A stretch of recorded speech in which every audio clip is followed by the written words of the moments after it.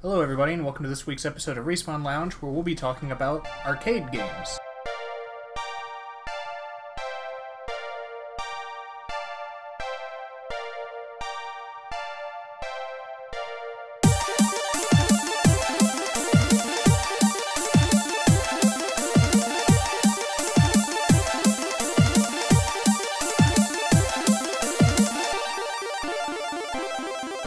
So with us this week we have the usuals, myself, Casey, and Dan. But not with us this week is Riva. Instead, we have the one and only The Freshie 44. Yes, bringing some freshness to the podcast. Thank you. Freshie is a Twitch streamer. I believe you have YouTube stuff too, right? He just motioned at me like he doesn't know. Okay, so yeah, I'll link both of those in the description. Don't link the YouTube. Okay, I'll link his Twitch in the description. Yes. Whatever. Anyway, so we're going to talk about arcades today. This is kind of a huge gap in my video game knowledge, actually. Mm-hmm. I've played an awful lot of arcade games. We've gone to some arcades together. I've gone to some on my own time. We live near Cincinnati. There have been a lot of like bar arcade like merges happening, which is really interesting. Mm-hmm. But we're all young, I think we're all 21, right? Mm-hmm. Yeah. Yeah, so we didn't really grow up in the era where arcades were a phenomenon. That was more of a 70s through 90s kind of thing. So when I was a kid, I wasn't aware of any arcades other than like the local Chuck E. Cheese. Did you guys have any arcades around where you grew up? I know I had a few parties at sports of all sorts, which was more of like, hey, there's bumper boats and mini golf, but let's be honest, when you are 7, arcades sound much better. Yeah, you're playing some skee ball and stuff like that instead. Yeah. There was a Jillian's near where I lived, and I played there a lot. But most of my time was spent at like the local like movie theater arcades. Oh yeah, that's true. There were arcades at my movie theater as well, and there was one at a campground I went to. Which is kind of strange. But, Yeah. Well, it was like a half laundromat, half arcade. Yeah. Wait. So Yeah. your camp had a half laundromat. Yeah, it was weird. Strange. Well, I think it was. It was a campground, but it was also like not a permanent residence, but like kind of like that. Like people would stay for several months. Yeah. So like having a laundromat made sense. Okay. So talking about where arcades began is really weird. Yeah. Because it's not super duper clear. Definitely started in this like pretty early 70s. It started in the U.S. first, I believe. Like I said, this is a pretty gaping hole in my knowledge. So all this information is coming from like articles I read like 5 years ago. Yeah. And Chris Kohler's Power Up, which I just finished reading a few days ago, but I started reading like 3 months ago. So I'm a little bit hazy on all of that too. American arcades, I believe, effectively started with pinball parlors transitioning into arcades. Yeah. A lot of pinball 1930s manufacturers. ones. Yeah. Yeah. A lot of pinball manufacturers went on to create arcade cabinets as well. Midway being one of the more prominent ones. Mm-hmm. So we start by getting a lot of the Space Invaders and the Pac-Mans and things like that. Pac-Man actually did not originate in the U.S., I believe. I'm pretty sure that was one of Namco's very first properties right as they got founded in the 70s. Right. And I can't remember the guy's full name, but Namco is a portmanteau of Nakamura and then like Media Company or something like that. Mm-hmm. And recently, people were saying that the creator of Pac-Man died. That's not true. It was actually the president of Namco, Bandai, died, I believe. Like in the past month or two or something like that. Yeah. So arcades, in their modern incarnation, are kind of a shell of their former selves in the U.S. It's a lot of kind of back alley, sort of like the one we go to or have gone to most recently is in an abandoned mall, where Which is really weird. it's like a 3-mile circumference mall or something like that, and literally 3 stores are open in it, and one of them's that arcade. Yeah, there's 4, I believe. There is a Dick's Bass and Pro Shop, which is huge and like keeps the entire building alive. Yeah. And then there is a tiny Chinese food restaurant. No, that closed. Oh, dang. Well, okay, now there's actually 3. Yeah, because the other one's a Foot Locker, I think. No, it's a gym. Oh, is it? Yeah, and people are... Because I remember being like very confused coming out of there at like 2 or like at midnight or like 1 o'clock in the morning and seeing people just like watching TV and like running on like treadmills and stuff. At midnight. Yeah, in this abandoned mall. Yeah, I just like to work out in the abandoned malls at like 2 in the morning. Uh-huh. I remember I like got a jawbreaker out of one of the vending machines there and like actually chipped my tooth on it. Like I still haven't gotten it repaired. But yeah. I think that really starts to show the state that many American arcades are in, though. Yeah. I tried to walk over to that food court once and like stepped through the ground. Yes. Like I put a hole in the floor. Mm-hmm. And I'm like a kind of big guy, but I'm not like giant or anything. Like that's not a normal thing that happens to me. I've never stepped through a floor before. Mm-hmm. Well, you probably felt pretty powerful. Yeah, I felt pretty strong then. So yeah, American arcades not doing too hot. I went to one other one in Indianapolis recently, and they had some like cool stuff. They had Initial D3, like we were talking about earlier, which was awesome. But like half of the machines were in a state of disrepair, and like you could tell like just like half the lights were on, just like 2 people were working there. It was bad. Yeah. Is that party place that in Newport, that arcade still work? GameWorks, yeah. Yeah. But they're first party licensed by Sega, so I think Daddy Sega's keeping them afloat. Mm-hmm. They're also conveniently located next to a Dewey's Pizza, which is, I think that's a local pizza place, isn't it? I believe so. Local to like kind of Cincinnati and Newport and stuff like that. Yeah. Which is a lot of what keeps that place alive too. Which is kind of unfortunate because arcades just can't really stand on their own anymore. They have to be like in tandem with something else. There has to be some other site with like them. It's either like a party place or it's a bar. Yeah, like Chuck E. Cheese is still in operation, obviously, but you know a lot of that has to do with like kids' parties and stuff like that, and cardboard pizza. Which actually, I just read this past week that Chuck E. Cheese is going to start serving alcohol. What? For the parents. Yeah, for parents, and I think they might actually be trying to recapture that market of arcades, which would be awesome. I really hope they do. You know what? I can't wait for the fights to break out. Oh, I'll totally beat a motherfucker in a Chuck E. Cheese. But that's been one of their big marketing pushes recently. Is advertising. Well, like advertising is like fight clubs. This is a nice place for like parents to hang out. Yeah. Like one of like the Chuck E. Cheese ad I saw like earlier today was like, we'll watch your kids while they play video games, and then you can just sit around on your tablet or your laptop or whatever because there's free Wi-Fi and a bunch of food. Yeah, all the food sucks, but apparently the article I read about a woman who went to like test all this stuff said like they have surprisingly good beer selection. Interesting. Like comparative to like bars and stuff, it's actually pretty solid. Good. Which is interesting because I'd like in 10 years from now for Chuck E. Cheese to like just become the barcade. Yeah. Just get rid of the animatronics though. Yeah. Yeah, that'd be nice. Because the only other notable arcades around here, so we've got like Arcade Legacy, which is the one on that mall we were talking about, and we have Arcade Legacy Bar Edition, which is what it sounds like, and then we have 16-bit, which is about the same thing. The Arcade Legacy Bar Edition serves drinks themed after like video games and stuff. Like they have one called the Dragon Warrior, which is a Dragon Quest themed drink. And instead of having like a little umbrella in the cocktail or whatever, it's like a little sword stuck in a cherry. That's cute. Yeah, that's really cool. And then they like serve hot dogs that are called stuff like the Contra Force or like the Super Iwata and stuff like that. The Super Iwata is a hot dog with ramen on it. Nice. Yes.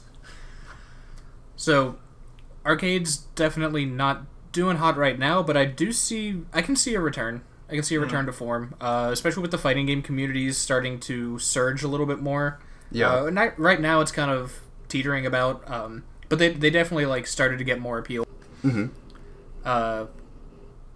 Really, what is that? That's an email. Oh, okay. I got an email notification on my computer. All I saw in the corner was, "Are you ready for this?" So yeah, with arcades being in a state of disrepair and not a whole lot of American companies really making new arcade machines because they're very expensive. Yeah. And they just don't turn the profit like they used to. Because people are kind of aware that like quarter munching mechanics aren't really fun. Like I love Metal Slug, but like without infinite quarters, Metal Slug's not all that fun. Yeah.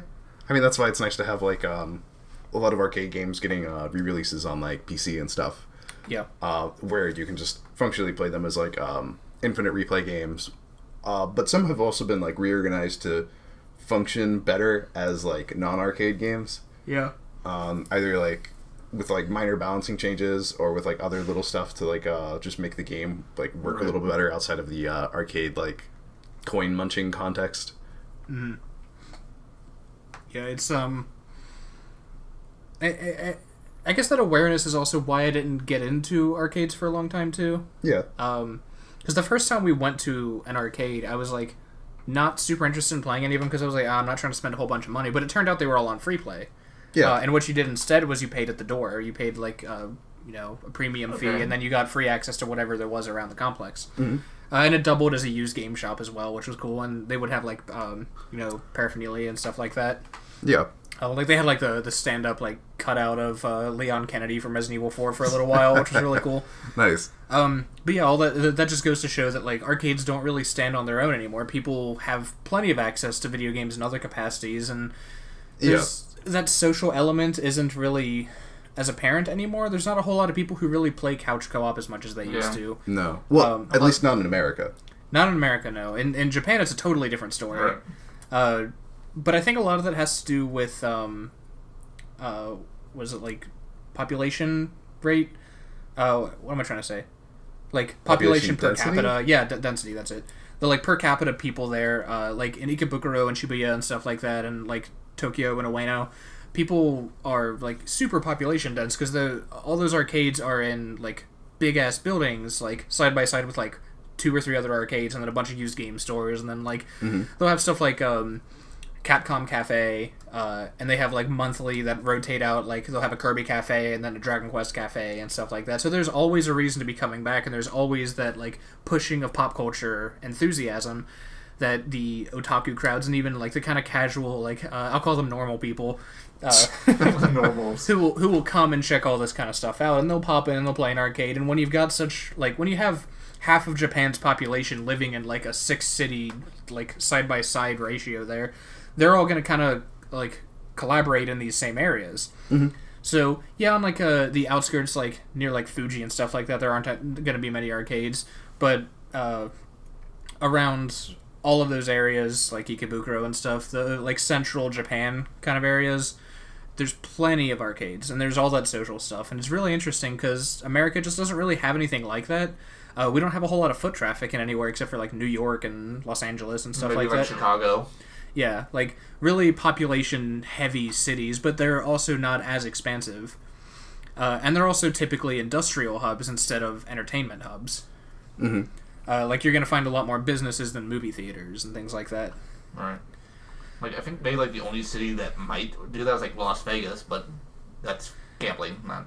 Yeah, which is similar. American gambling's not that. Okay, like American gambling is way different than Japanese gambling because it's illegal there. Yeah. But like the kind of like Las Vegas scene isn't all that different from like that kind of lifestyle. Mm-hmm.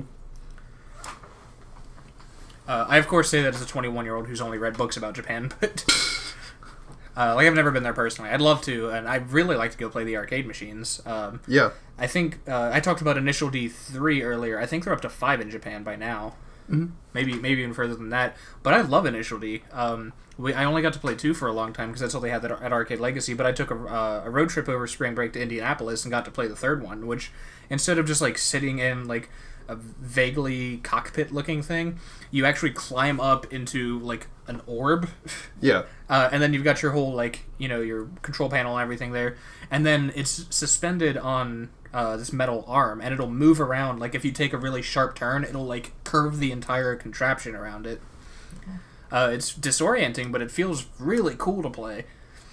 And that's the kind of thing where like I think if people, because that's an experience that can't really be replicated in your own home. No, not at all. The closest we've ever had is like Steel Battalion, which was like a several $100 Xbox game. Yeah. With Kinect control. Woo! Yeah, and I think there are a lot of arcade games that people just aren't aware of that like really can't be replicated. Yeah. Like Virtual On would not be the same game with a controller. No. And they have ported it to platforms with controllers before.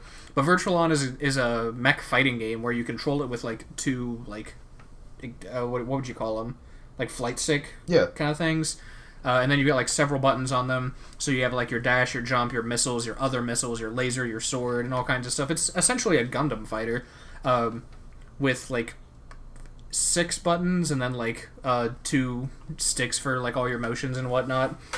But you sit in the cockpit and it'll like move back and forth and it'll shake around and it'll like go nuts when you get hit or blow up or something like that. That's just something that you can't really get. Like, I mean, your controller can shake, but you're not going to shake. Yeah. And there's also the fact that like this is I mean, not so much an important fact in America, but like in Japan, like a lot of fighting games come out first in arcades. And a lot of them are exclusively in arcades, and a lot of them have exclusive content. Like at the moment, I think the newest Tekken is only in arcades. Yeah. Or they have content that's only in arcades. Pokken Fighter or Pokken Tournament or whatever it came out in the US as, pretty much dead in the United States now, but booming in Japan because of those arcades, and they're still getting DLC characters. Mm-hmm. Really? Yeah. They most recently added I have no idea. But they added someone. New characters. I play competitive Pokemon, but not Pokken. And then the new Final Fantasy fighting game, Dissidia, they say they're going to port it to PS4, but they've been saying that for 2 years. Yeah. But it's been out. I think it's out. It may have just been demos, but they've showed a lot of gameplay footage of playing it in an arcade, and it's the kind of game that would really be stylishly played in an arcade. Because previously it was only on PSP, which is not the platform for fighting games. What are you talking about? Despite the fact that it had like 50 fighting games on it. Yeah. So I want to talk about some more notable arcade games instead of just like musing about how like awful they are at the moment. Yeah, I mean like we said, they're sort of making a comeback as sort of like a subsidiary of like other things or like in tandem with other things. But still, like, they are making sort of a comeback, and like there are like major notable like arcades around like where we live that do well. Yeah, there's just nothing gigantic anymore. No, and 33% of them are in abandoned malls. Yeah, but still succeeding generally. Yeah, enough anyway. I do hope they make a comeback, but yeah, I want to talk about some notable arcade games. So I'm going to turn it over to Freshie because he hasn't talked a whole lot. What's your favorite arcade game? What's a notable one anyway? My favorite ones are more light gun. So I like the campy ones like Time Crisis, House of the Dead, Carnival. Yeah. Yeah. Dan and I actually beat every light gun game that was at that arcade, which was like 10 or 15 games. Yeah, something like that. Because we beat like Carnival, Time Crisis 1, Silent Scope. Mm-hmm. What were the other ones? They had Area 51. Yeah. Oh. There's a bunch of other ones, but I can't remember what they all were.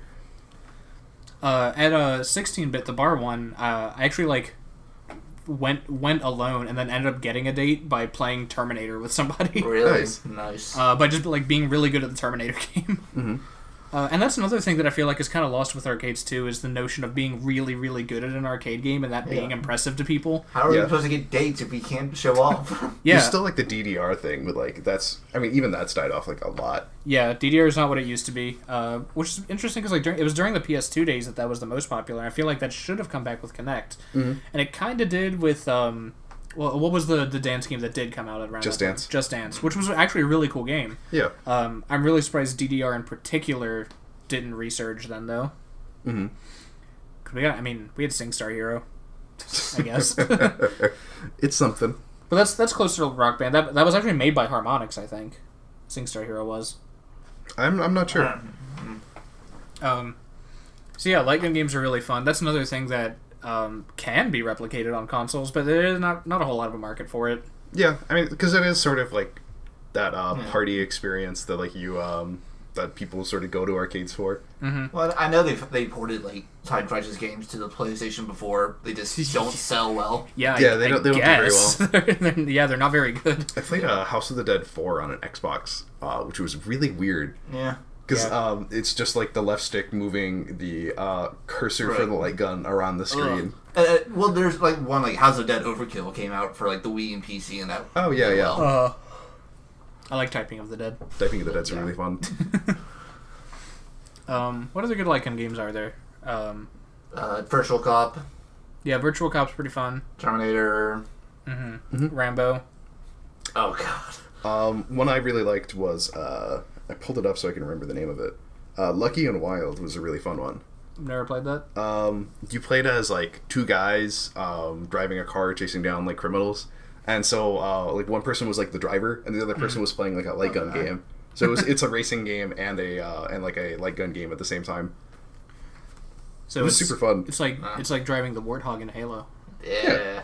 I know there's also like Jurassic Park and 007 like light gun games that are pretty good. Oh yeah, I love the Jurassic Park ones. Yeah. I've never played like a majority of them mainly because they're always broken. Yeah. Light gun games seem to not survive very well, which is really sad. It just takes one angry kid to mess them up for good. Yeah. Well, I think I've never seen a House of the Dead machine like go down, but like other ones like Jurassic Park, they're always dead. Not. I mean, I guess it is a light gun game, but it's a little more inspired. Riva and I went to Dave & Buster's for a date a few months ago, and they had a Luigi's Mansion light gun game. Really? How was that? It was really cool. So you would hold the like front of the like Poltergust 3000 or whatever, and you would have a button to like shine the flashlight on the ghost really quick, and then you'd have to suck him up, but you'd have to like arc your arm all the way around the screen. There was another one we played called what was it? I'll look this up while I'm talking about it. But you sit in a chair, and the chair will move around. It's on what do you call it? Not a conveyor belt, but like that kind of I know what you mean. contraption. And it was called a 4D. Like the weird like Kings Island rides and all that. Yeah. And it would like blow gusts of wind at you, or like if like a zombie hit you, it like the whole machine would shake around. It was really cool. That's fun. I'm gonna let one of you keep talking while I look this game up. That kind of reminds me of this. I don't remember his name, but it was like a firefighting game where you would have like, it was like an actual like hose, and then you would pull back on a lever, and that would increase the water flow. But you only had like so much water, so you would have to like off screen just like sort of like pump it so you would get water, and then you would have like little buttons on there for like a water grenade. Water. Yeah. And then there was another button for like. Because every now and then you would have like people that are trapped by like dropped wood, so you would have like this little like action button that would just chop it. Chop it. Yeah. I've played that one before. That one's super fun. Yeah, it's great. Yeah. I just like the idea of a water grenade. Yeah. What about like the weird fighters that only exist in arcades? Like there's one at GameWorks that we were talking about where you play as like beetles. Yeah, I know what you're talking about. What was that called? The game I was talking about was Dark Escape. Okay. Yeah, there's some really interesting ones. Yeah. Let's see. I would think like if they were ever make a arcade machine like for Skullgirls, that might do well. Didn't they? I don't think they made one for Dropkick. Yes. Yeah. Or yeah. God. I can't believe they made one for that one. It's an arcade legacy too. Game ever, Dan. What are you talking about? Yeah, I feel like a Skullgirls arcade machine would do pretty well, and that would be something super fun to play on. I mean, like, it doesn't meet the like bonus for exclusivity or like timed exclusives thing, but like it would still be super fun to play like Skullgirls like on like a full arcade cabinet setup. Pretty sure Skullgirls 2 is not going to happen. Yeah, I think they said that. Yeah, I mean, because they're working on there's like an RPG they're making or something. Yeah, so it looks cool. I can't remember the name of it off the top of my head, but I know it was very Valkyrie profile. Yeah, very. So we talked a little bit about Initial D, but I want to talk about other like racing games. The Daytona USA games are actually fun as shit. Wave Rider. Yeah. One of my favorites is the Crazy Taxi High Roller arcade game. That's really cool. Let's see if there's any other on here. I've got the list of the ones I've played up. There's the Star Wars Trilogy arcade game. That's pretty fun. Right. Going back to fighters, a lot of games that are like from licenses that exist elsewhere, like the Mega Man: The Power Fighters, is a really cool game. Super Puzzle Fighter. It's a like Puyo Puyo Tetris, but it's Street Fighter. Yeah, and it hates the colorblind. It hates Dan. Luke did pretty good against me for not seeing what any of the colors were. Yeah. then we get into like kind of the beat 'em up territory. Oh yeah, I forgot about beat 'em ups. Now beat 'em ups are a really wide category that I want to talk about for a few minutes, but before that, I want to talk about Die Hard. Oh god, the Die Hard arcade game. And I can't. Did I play that with you or did I play that with Zach? You played it with me, I think. Okay, I know I beat it. Yeah. The Die Hard arcade machine. And correct me if I'm wrong, because I think you told me this story. It was made either in tandem or before the movie came out. Like, the only thing they had to work with was, like, the movie poster. So the only thing it has to do with the Die Hard movie is you play as John McClane without shoes. Yes. You play as John McClane without shoes in Nakatomi Plaza. Oh, And that's it. Alan Rickman is not the villain. You have some random, like, sidekick girl who's going along with you. You just fight, like, literally everyone in the building, including cops and firefighters for some reason. Fight them all. And there's also giant evil robots that shoot lasers. Yeah, and it's Die Hard. It's like a weapon brawler too. Like you'll pick up guns and then like expend their ammo and toss them and they'll disappear. And you'll pick up like a rocket launcher or a tire iron and stuff like that. Right. But you will have your basic combos and stuff too. Mm-hmm. I think like one of my favorite beat 'em ups, and probably like one that a lot of people consider the best, is the Simpsons beat 'em up. Oh yeah, it's super good. That's so good. Mm-hmm. I don't think I've ever heard anyone call it the best, but it's definitely one that comes up a lot when people are talking about brawlers. Yeah, a lot of them, that like Teenage Mutant Ninja Turtles back in time. Yeah. I'm gonna go down this list in alphabetical order because I played quite a few of these. Did you ever play Captain America and the Avengers? Yeah. Yeah, I played that with I think Luke. Remember, everyone's just sounds the same. It's fine. Yeah. Let's see what else is on here. Maybe I haven't actually played that many.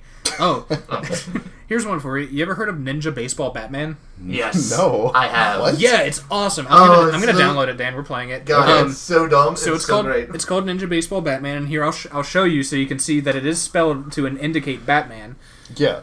It has nothing to do at all with the Batman license. Okay, thank God. You play as a man bat, a human who is also a bat. Oh. So.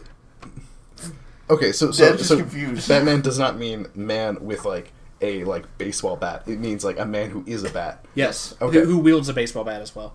Okay. And you fight like Disney afternoon style cartoon creatures like airplanes with smiley faces and shit like that. Is it good? Yeah, it's actually good as fuck. Awesome. Mark and I played it a few years ago. And it's 4-player too, and like all 4 characters have different qualities and stats, like the like Captain America and the Avengers game. Yeah. And like the X-Men game and stuff like that. And it's surprisingly fun as fuck. I'd say it's about like equally good to like the Scott Pilgrim beat 'em up game, which isn't an arcade game, but it's obviously in that realm. Yeah. I guess I was kind of thinking. When I said beat 'em ups, I was thinking of belt scroll games because I'm thinking also like Metal Slug and Sunset Riders and stuff like that. Sunset Riders is awesome. Yep. I love Metal Slug way more than Sunset Riders though. Yeah. What else? I had to clarify that. Dolphin Blues, one of my favorite arcade games. Yeah, Dolphin Blues great. It's literally Metal Slug on dolphins. Which is a really weird concept that ends up working really well. Yep. It's like set in like almost the Waterworld universe. Yeah. The best universe, Waterworld. You're fighting like Nazis. Yeah, future Nazis basically. Color coded future Nazis. Nazis must die. Mm-hmm. Yeah, it's Surf Nazis Must Die, but with dolphins. Okay, and then we've got shoot 'em ups. Yeah. Shmups. So I haven't played. I've played Galaga obviously, and I played like Asteroid, which is kind of a shoot 'em up. Mm-hmm. But there's Toho is probably the most well known. But actually, arcade. I thought that was more like it's a PC online thing. Mm-hmm. It's Japanese arcades. I think. Oh, is it? I think. I could be wrong about that. I have no idea. Toho's also a very broad license. There's so many games. Well, there's a game coming out soon called Toho Genso Wanderer, which I think is an action hack and slash game. Mm-hmm. Oh, it was not an arcade game. However, is being ported to arcades because it's so popular. Oh, okay. Yeah, I would have been right a year from now. It has RPGs. Yeah. It has like Ace Attorney ripoffs. Oh yeah, it does. So yeah, those are all really fun. Toho, we played at an anime convention a few years ago, didn't we? I didn't play it. I played it. Which was actually my introduction into Bullet Hell. Yeah. Which Bullet hells are interesting because they're way easier than they look. Yes, because it's all about like there's motion and patterns. Yeah, because there's a way to beat it. There has to be. Right. It's all about like looking for those holes in the barrage, and Yeah. when the whole screen is a hitbox except for one path, it's actually kind of easy. Mm-hmm. It's a little nerve wracking still, but it's not like Yeah. as balls out I've impossible as actually it been looks. playing a bullet hell game relatively recently, Sinmora. Yeah. Yeah. Speaking of arcade games, we talked about Locomolito on the first episode, who made Maldita Castilla. He's working on a bullet hell game right now. Mm-hmm. He released the original version as freeware years back called Hydorah. Yeah. Hydorah. Yeah. If you're looking for it, it's free. Yeah, and it's really good. Yeah, and he's making the like remastered version for consoles and PC in the coming year. Yep, and I believe he did he actually get Maldita Castilla put into arcade cabinets? I know he was planning to. I don't think it was like an official arcade cabinet, but he's like big friends with a lot of the people in the retro gaming community, and so I think one of his friends put Maldita Castilla into a arcade cabinet for him.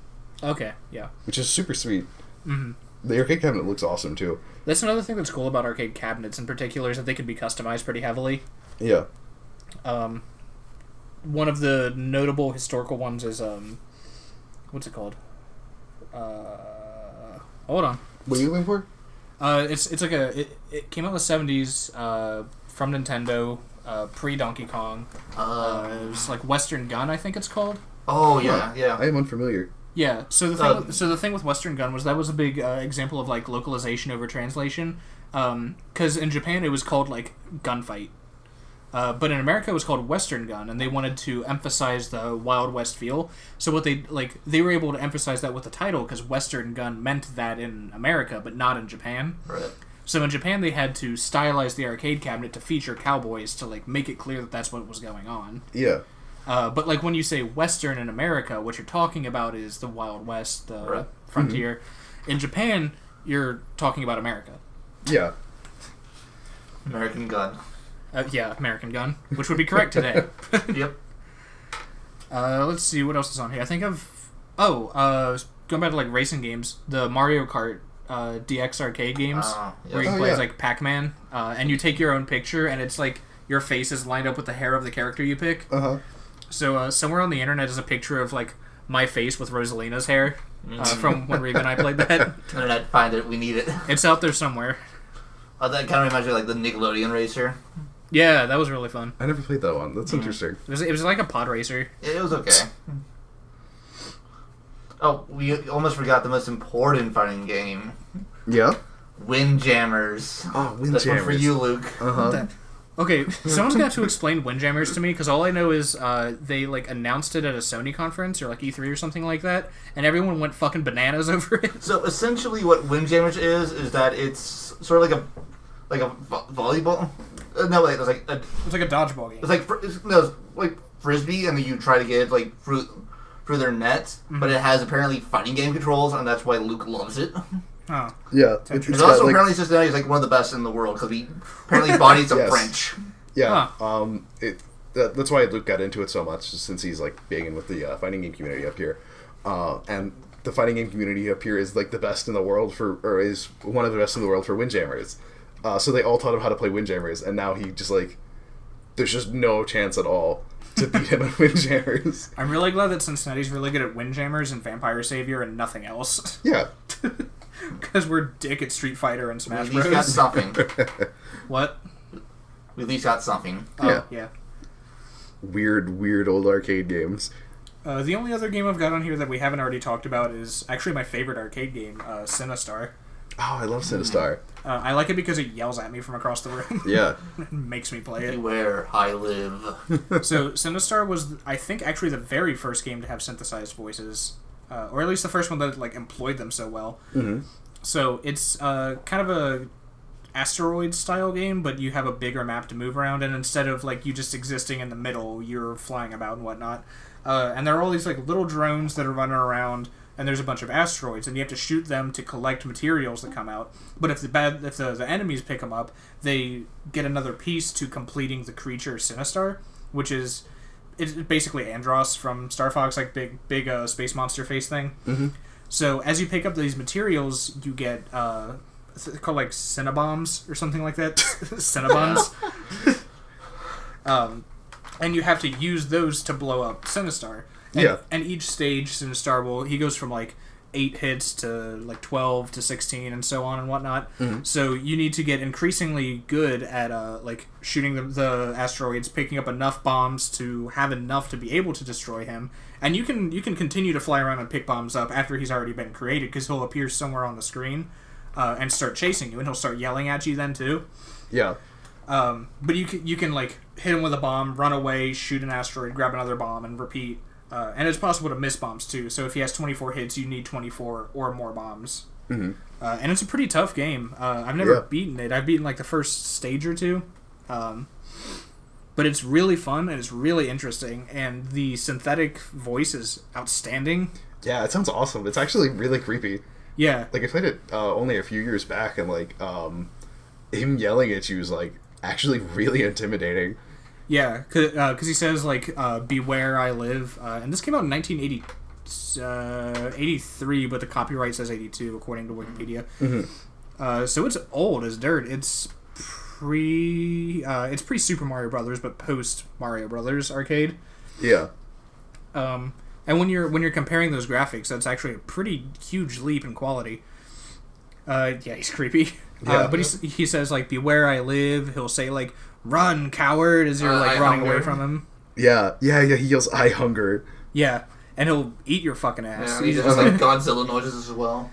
Oh, yeah, when you blow him up, he makes, like, the, like... God, he's so creepy. Yeah, Sinistar's awesome. It's definitely my favorite arcade game. My favorite classic arcade game, at least. Yeah. I think, like, modern games, I probably prefer, like, Time Crisis 4 or something. Yeah. My favorite classic probably has to go to Metal Slug. Yeah, Metal Slug's awesome.